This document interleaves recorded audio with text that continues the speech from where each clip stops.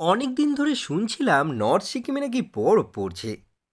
তাই তাড়াতাড়ি করে ব্যাগ গুছিয়ে বেরিয়ে পড়েছিলাম। হঠাৎ প্ল্যান হওয়ায় বাসে করেই চলে এসেছিলাম শিলিগুড়ি। আর শিলিগুড়িতে এসে করে নিয়েছিলাম একটি প্যাকেজ। তারপর শেয়ার গাড়ি করে 400 টাকার বিনিময় পৌঁছে গেছিলাম সিকিম। আপনারা বাসে করেও আসতে পারেন। ভাড়া পড়বে 250 টাকা। আর শেয়ার গাড়িতে ভাড়া পড়বে 400 টাকা মতো। সিকিম বাস স্ট্যান্ডে শেয়ার গাড়ি আমাদের নামিয়ে দিল। সেখান থেকে নিয়ে নিতে হলো একটি ট্যাক্সি, যেটা পৌঁছে দিল একদম হোটেলের সামনে।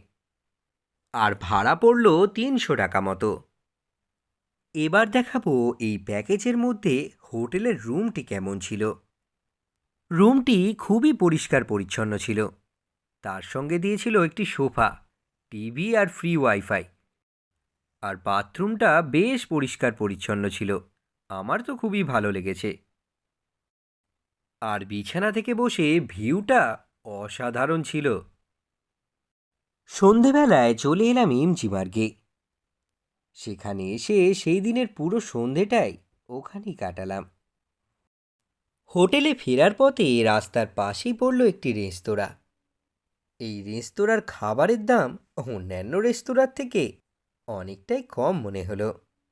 তাই আমরা অর্ডার দিয়ে দিয়েছিলাম গ্যাংটকের স্পেশাল থুপকা। খেতে কিন্তু দারুণ ছিল।